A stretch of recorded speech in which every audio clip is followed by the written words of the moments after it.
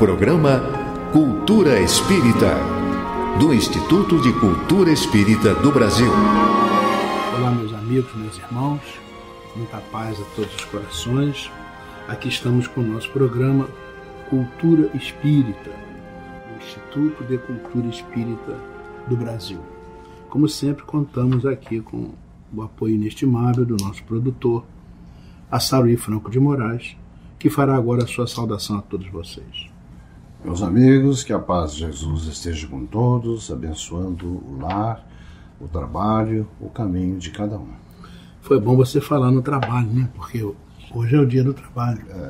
Então nós temos, assim, que lembrar que a doutrina espírita valoriza muito o trabalho. Aliás, o trabalho é colocado como uma das leis morais, como aparece aí na terceira parte do livro dos Espíritos, né? Jesus falava disso. Meu pai trabalha sempre, até hoje, e eu também, né? E para nós o trabalho não é só uma questão para ganhar vida, para ganhar dinheiro, para marcar um ponto, né? O trabalho tem a ver com crescimento espiritual, evolução, desenvolvimento. Por isso é muito importante a gente refletir. O trabalho não é só um feriado, né? Mas é uma reflexão para a gente crescer, usar o nosso trabalho não apenas manual, não apenas intelectual, mas também um trabalho moral, a prece, a oração, o desejo do bem. Tudo isso faz parte do que a gente chama assim, a lei do trabalho. Mas o nosso instituto está lá, no sábado, né, aguardando aí a presença de todos e oferecendo a sua programação. Começamos às 8h30 da manhã com o nosso querido companheiro, Dr. Silvio Cruz Portugal, estudando a mediunidade, uma turma de conhecimentos básicos de mediunidade, e logo em seguida, às 10h30, ele apresenta um curso fundamental de doutrina espírita. O Silvio tem uma metodologia muito própria, muito especial, onde as pessoas podem aprender com muita facilidade e serem levadas depois a compreender melhor as aulas efetivas do nosso instituto. Logo depois, à tarde, ainda de manhã, às 10h30, o Altamiro Rocha, nosso querido Samideano, inicia suas aulas de Esperanto. São 2 turmas, Esperanto básico 1 e 2, começando às 10h30 e vai até às 14h45. Altamiro Rocha, um belíssimo conhecedor dessa língua maravilhosa que é o Esperanto. Um convite a todos vocês. E às 1h30 da tarde nós começamos, neste primeiro sábado, estará lá o nosso Dr. Jorge André dos Santos, que é um patrimônio da cultura espírita, né? Reconhecido no mundo inteiro, no alto dos seus 96 anos, né? Muito lúcido, muito humilde, enfim, uma criatura maravilhosa que nos honra muito. Ele é o presidente de honra do ICEB, né? E vem lá da origem, lá do nosso de Olinda Amorim, com seus livros magníficos escritos e citados hoje ainda no mundo inteiro. O Dr. Jorge André coordena o trabalho que a nossa querida doutora Luzia Matias e o nosso grande amigo, Dr. José Henrique Rubim, apresentam aos sábados. Nesse primeiro sábado é a Luzia Matias, doutora, né, terapeuta, é o pensamento de Joana de Ângeles. Todos estão convidados, de 1h30 até as 14h45. E aí, às 3h da tarde, nós começamos o final desse sábado glorioso, né, Dia do Trabalho, em que a nossa Rosa Martins, doutora Rosa, né, uma doutora, realmente doutora médica, com doutorado na área de genética, né, está trabalhando a questão da reencarnação, as vidas sucessivas. Então, nessa base da doutrina espírita, ela vai trabalhar o compromisso reencarnatório, mostrando que, para além das leis da genética, da hereditariedade, existem outras coisas que devem ser levadas em consideração. É muito bom a gente ouvir isso de uma pessoa com essa formação, com essa competência, né?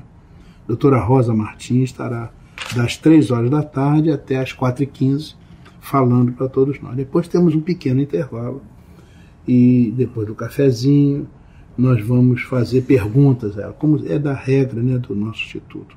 É muito aberto, muito democrático. As pessoas podem concordar, discordar, acrescentar, enfim, tirar suas dúvidas. E certamente, como sempre, de maneira muito brilhante, a doutora Rosa Martins estará lá para as suas apresentações e contamos com a presença de todos. Nosso instituto ali na rua Ibituruna 53, no Maracanã, nosso telefone 1060 e 2224-0736. Podemos receber sugestões, orientações, pedidos, perguntas através do nosso e-mail culturaespírita@oi.com.br, ou ainda podem enviar para o Instituto de Cultura Espírita do BR @gmail.com. É bom consultar também o nosso site www.iceb.org.br, e lá dentro vocês vão encontrar a TV ICEB, né? É uma TV via web e que vai para o mundo inteiro. Todos os dias nós temos assim milhares e milhares de pessoas no mundo todo que acabam assistindo às nossas aulas, nossas gravações, nossas entrevistas, né? E fica lá. É um trabalho, né, que o Instituto oferece a todas as pessoas que queiram compartilhar conosco dessa atividade realmente extraordinária. Nós hoje estamos tendo uma novidade aqui no nosso programa, porque o nosso querido companheiro Joel Vaz, um velho companheiro, né? Mais companheiro do que velho, não é isso? Joel Vaz. Jovem há mais tempo. Jovem há mais tempo. Né? O Joel participou conosco há muitos anos, né, dos nossos programas na televisão, né? Ele foi o nosso primeiro entrevistador, nosso primeiro apresentador, pioneiro nessas questões da divulgação do movimento espírita, e ainda hoje ele tem muitas atividades ligadas a isso. O Joel vai participar do programa conosco agora com uma agenda espírita, né? Joel tem muito interesse em divulgar o que acontece no movimento espírita no Brasil e no mundo, porque ele é procurado por muitas pessoas que perguntam a ele, né? Então, Joel, você faça as suas saudações aos nossos amigos e comece a apresentar a sua agenda espírita, por favor. Que a paz de Jesus possa iluminar a todos, e a nós em particular, no início desse trabalho. É com uma alegria imensa que eu participo do programa da ICEB, do Instituto de Cultura Espírita do Brasil, na Rádio Rio de Janeiro, convite que me honrou profundamente. E hoje, particularmente, no Dia do Trabalho, a proposta da nossa agenda é uma convocação às casas espíritas, aqueles que militam no movimento espírita, para que não recusem o trabalho, principalmente este de divulgar a doutrina dos espíritos de todas as formas. Ao longo da nossa jornada, uma peregrinação longa, nós encontramos frequentemente pessoas que gostariam de ir a uma casa espírita, saber o que está acontecendo no movimento espírita, e não tem os endereços, não tem os locais. Às vezes, no próprio bairro onde moram, tem 2, 3, 4 casas espíritas e eles não sabem. A nossa proposta, conversando com o professor César Reis, é de dar uma visão mais ampla, divulgar as casas e as suas atividades. O movimento espírita, ele é particularmente, neste instante, de uma presença tão grande, de um crescimento, porque ele é tão generoso no acolhimento daqueles que passam pelo crivo da lágrima, pelas dificuldades de superar tudo o que ocorre no nosso entorno. E então, o movimento espírita está aí, generoso, para abrigar, orientar e acolher principalmente aqueles que têm dificuldade. A nossa proposta é que todas as quartas-feiras nós estejamos juntos de agenda na mão para saber o que é que acontece, os livros que estão sendo lançados, os espetáculos que são numa quantidade muito grande hoje, em diversos teatros da cidade, nas casas espíritas, a apresentação de cantores, de cantoras. Natasha fazendo um sucesso extraordinário em todos os lugares, e muitas vezes as pessoas querem saber onde é que ela está se apresentando e não tem esta informação. Nós estamos aqui toda quarta-feira, a partir de hoje, no Dia do Trabalho, para dar conhecimento dessa mobilização. Eu peço que todos os dirigentes de casas espíritas que estão nos ouvindo agora mandem os seus endereços e as suas atividades para o ICEB ou então para o meu e-mail direto, que é joelvaz61 gmail.com. E toda quarta-feira estaremos aqui contando essas histórias. Vamos repetir. Joel Vaz, 61 numérico, @gmail.com. Joel Vaz com Z, tudo juntinho e pequenininho. De qualquer maneira, além dessa chamada, eu gostaria de enfatizar um espetáculo que estreia dia 4 de maio no Teatro Leblon. Um incansável trabalhador da divulgação da doutrina dos Espíritos através das artes é o nosso querido Renato Prieto. Verdade. O Renato, que foi o ator principal do filme Nosso Lar, inspirado no livro extraordinário, psicografado por Chico Xavier, ele apresenta encontros possíveis. Encontros possíveis, mas com no meio para criar um climazinho. É um espetáculo muito bonito. A estreia é dia 4 de maio, às 18 horas, aos sábados e domingos, às 18, aos sábados às 18 e aos domingos às 17, no Teatro Leblon, ali na Rua Conde Bernadette, 26. Vale a pena ver esse espetáculo. Muito bem, Joel. Você está estreando assim, já com uma informação muito preciosa, né? Muito importante para todos nós. Com todo o calouro, ainda nervoso, emocionado. Está muito bom. Vamos então ao nosso breve intervalo, né? Daqui a pouco retornamos com a Cultura Espírita Responde. Instituto de Cultura Espírita do Brasil.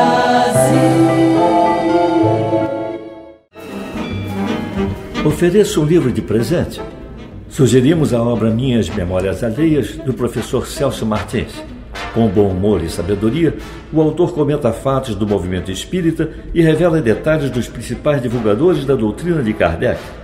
Os pedidos podem ser feitos pelos telefones 021-2224-1060 ou 2224-0726. Os livros serão entregues pelos Correios ou podem também ser adquiridos na loja do ICEB.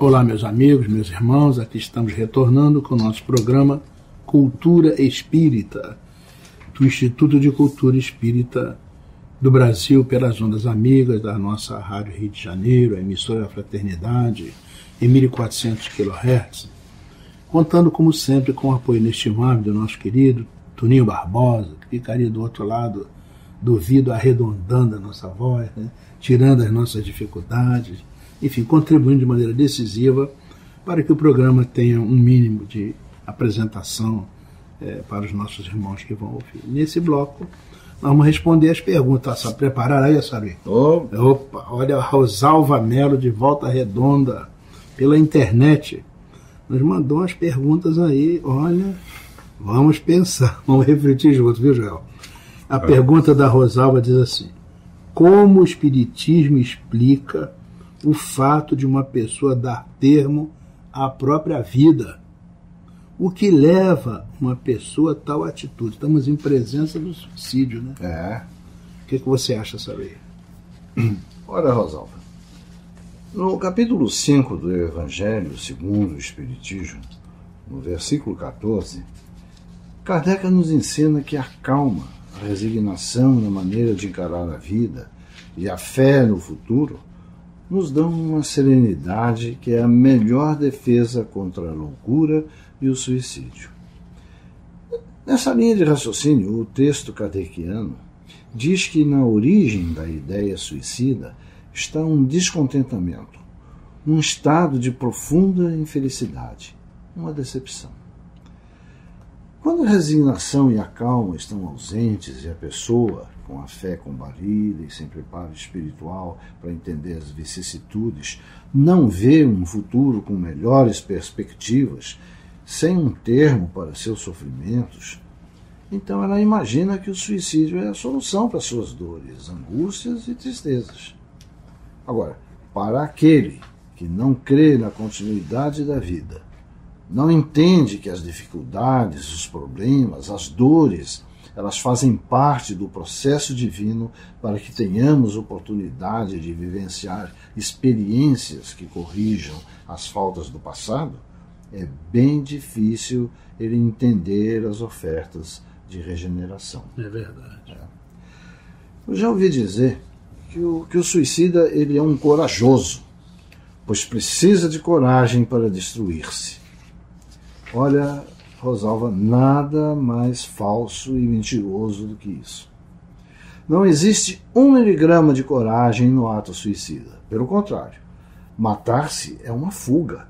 É falta de disposição para o enfrentamento com os problemas. É a definição de covardia, de medo e, sobretudo, de desamor para com aquilo que Deus nos ofertou de mais precioso, que é a vida. O suicida não ama nem a si mesmo, pois a dor lhe tira as bases do instinto de sobrevivência, enfraquece o seu senso crítico e vê os limites da vida encerrando com a morte. Já que ele não percebe nada além disso, entende que com a morte tudo acaba. E aí está a essência da covardia.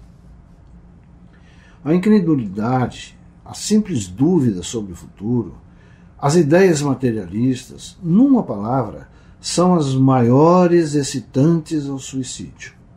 Elas dão a covardia moral. Assim se expressa Kardec de forma contundente. A responsabilidade daquele que comete suicídio ela é muito grande. E, nesse aspecto, recomendamos que você leia o livro Memórias de um Suicida, do espírito Camilo Castelo Branco, pela psicografia de Ivone Pereira.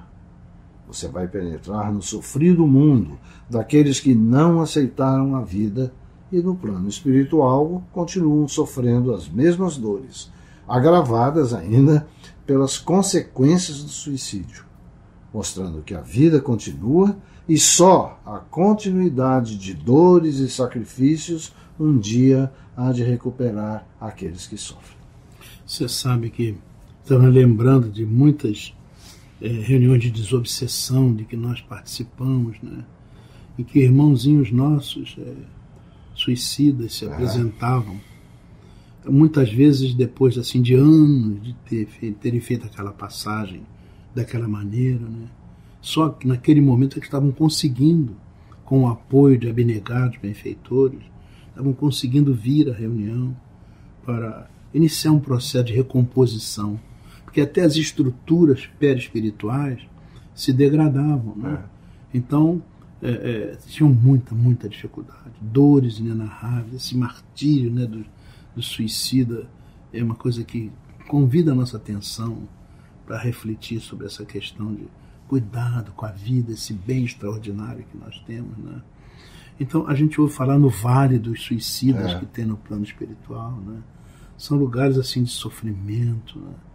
Então, de outro lado, o Espiritismo ele é o nosso consolador prometido, né?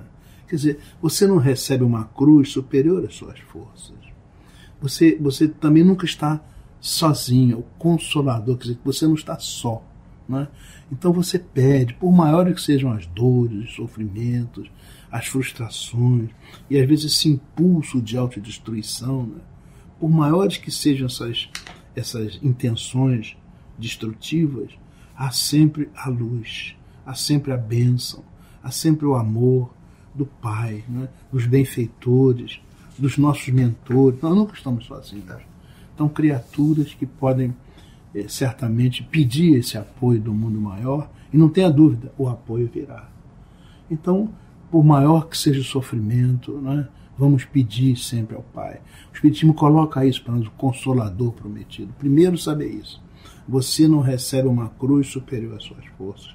Você também não está recebendo agonias, sofrimentos, frustrações gratuitamente. Há um motivo para isso. Então, se há um motivo e você é amparado, vamos nos agarrar nesse amparo e vamos aproveitar a oportunidade para a gente resgatar o erro do passado e aproveitar a dor como um instrumento de crescimento espiritual e não aumentar a nossa destrutividade. A gente dedica aqui um pensamento a esses nossos irmãos, né, muitas vezes vencidos pela droga, pelos processos obsessivos mais dantescos e que levam criaturas à desagregação mesmo, né? Então vamos pedir a Deus que abençoe estes nossos irmãos, a Jesus, que é o médico de todas as almas, e esses grandes espíritos benfeitores, né, que possam abençoar, beneficiar, amparar esses nossos irmãos, muitas vezes caminhando pelas ruas da cidade sem destino, muitas vezes vivendo tragédias íntimas inomináveis, mas que eles não percam a confiança, né? Há sempre um poder maior que pode nos ajudar a todos. A nossa irmã Rosalva nos coloca uma outra questão, sabe? Não, eu acho que aqui Ouço dizer por outras pessoas de outras religiões que o suicida ofende a Deus e por isso não terá salvação. Oh, meu Deus, sendo condenado ao eterno sofrimento.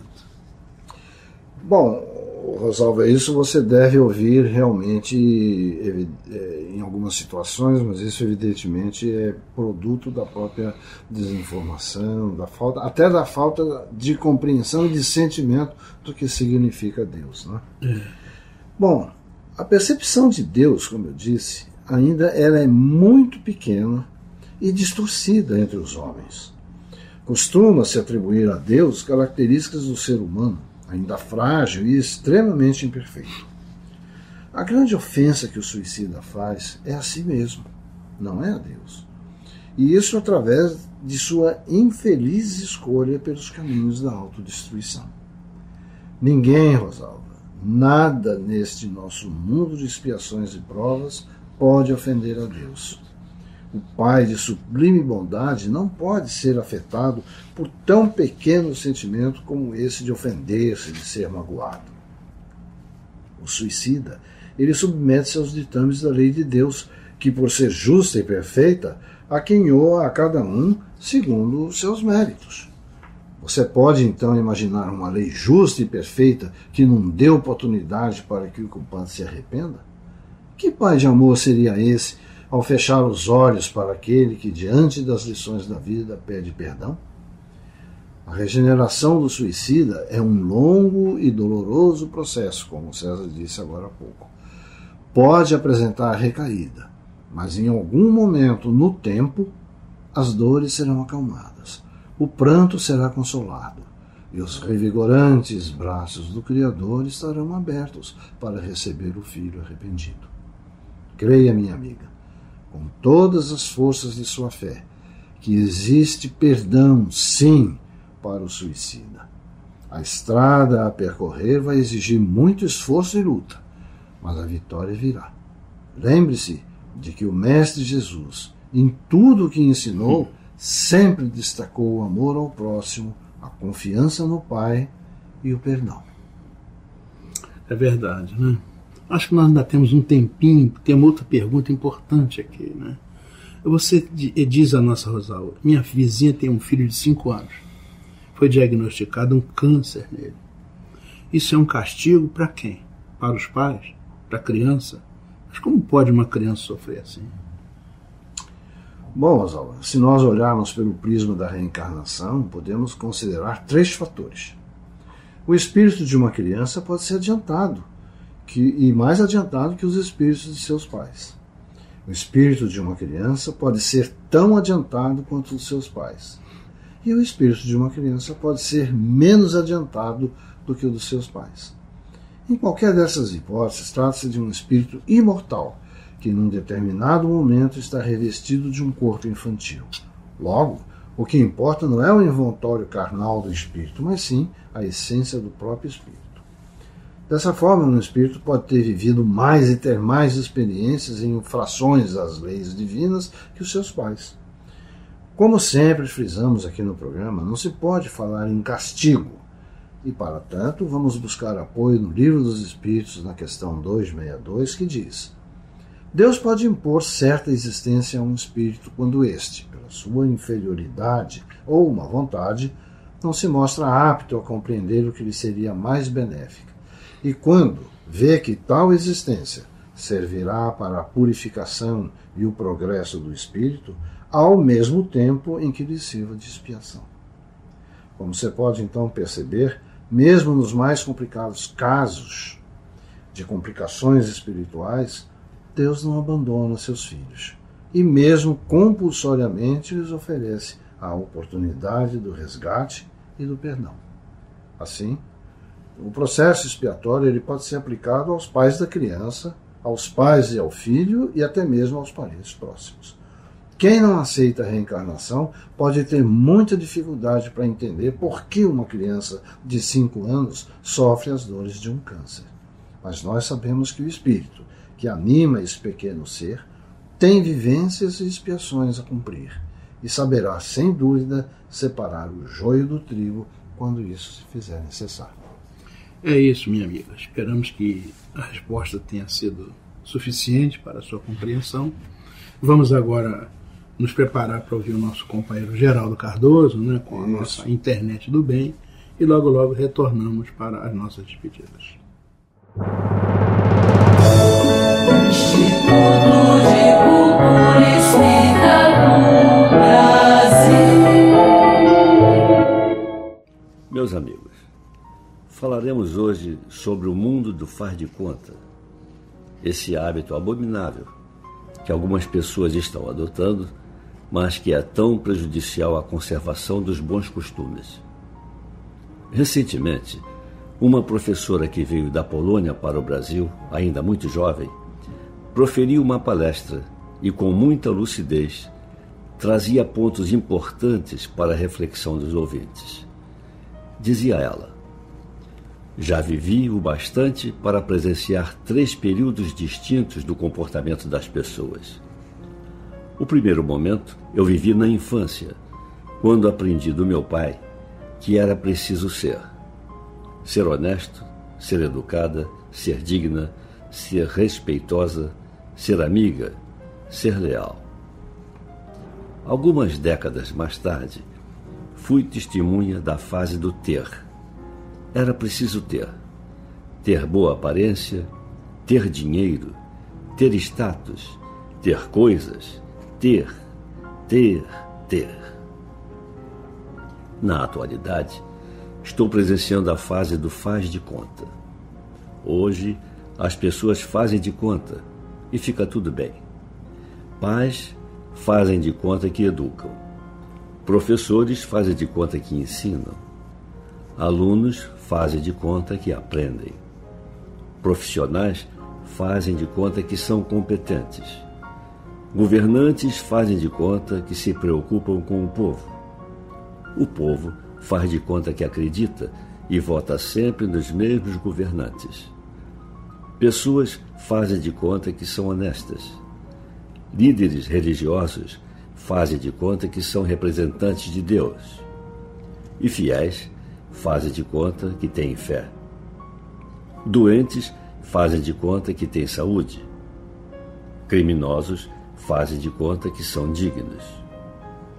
A justiça faz de conta que funciona e faz de conta que é imparcial. Traficantes fazem de conta que são cidadãos de bem e usuários de drogas fazem de conta que não incentivam esse nefando mercado do crime. Pais fazem de conta que não sabem que seus filhos usam drogas, que se prostituem, que estão se matando aos poucos. E os filhos fazem de conta que não sabem que os pais sabem de suas mazelas. Corruptos se fazem passar por idealistas e terroristas fazem de conta que são justiceiros. E o que é pior, a maioria da população aceita e faz de conta que está tudo bem. Mas uma coisa é certa: não podemos fazer de conta quando nos olhamos no espelho da própria consciência. Podemos até arranjar desculpas para explicar o nosso faz de conta, mas não há como justificá-lo. Importante salientar, todavia, que essa representação do dia a dia, esse faz de conta, causa prejuízos para aqueles que lançam mão desse tipo de comportamento. A pessoa que age assim termina confundindo a si mesma e caindo num vazio, pois nem ela mesma sabe quem é de fato. e acaba em uma frustração sem fim. Raras pessoas são realmente autênticas.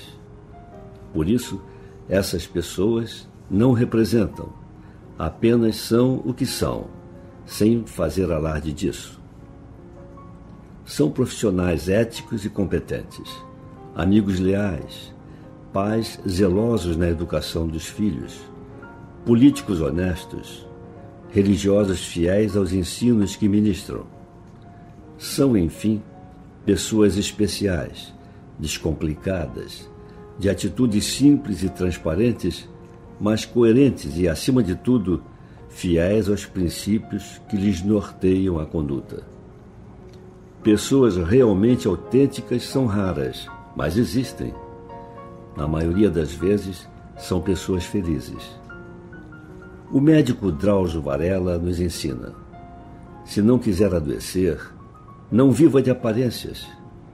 Quem esconde a realidade, finge, faz pose, quer sempre dar a impressão de que está tudo bem, quer mostrar ser perfeito, bonzinho, está acumulando toneladas de peso. Uma estátua de bronze, mas com os pés de barro. Nada pior para a saúde que viver de aparências e fachadas. São pessoas com muito verniz e pouca raiz. Seu destino é a farmácia, o hospital, a dor. Se é fácil enganar aos outros, é impossível enganar-se a si próprio. Afinal, não é aos outros que prestaremos contas de nossas ações, mas sim à nossa própria consciência. Meus amigos, agradecendo a gentil audiência, nos despedimos, desejando a todos uma semana de muita paz. Assim, meus amigos, meus irmãos, chegamos ao final do nosso programa, muito agradecidos pela sua atenção e desejando uma semana de muita saúde, muita alegria, felicidade, muita paz. Nossa Saruí, por favor, para as suas despedidas. Também para agradecer a audiência, o carinho, a atenção e desejar a todos muita paz nessa semana que se inicia. Então até a próxima semana, neste horário, se Deus quiser. Pela Rádio Rio de Janeiro, o Instituto de Cultura Espírita do Brasil apresentou Cultura Espírita.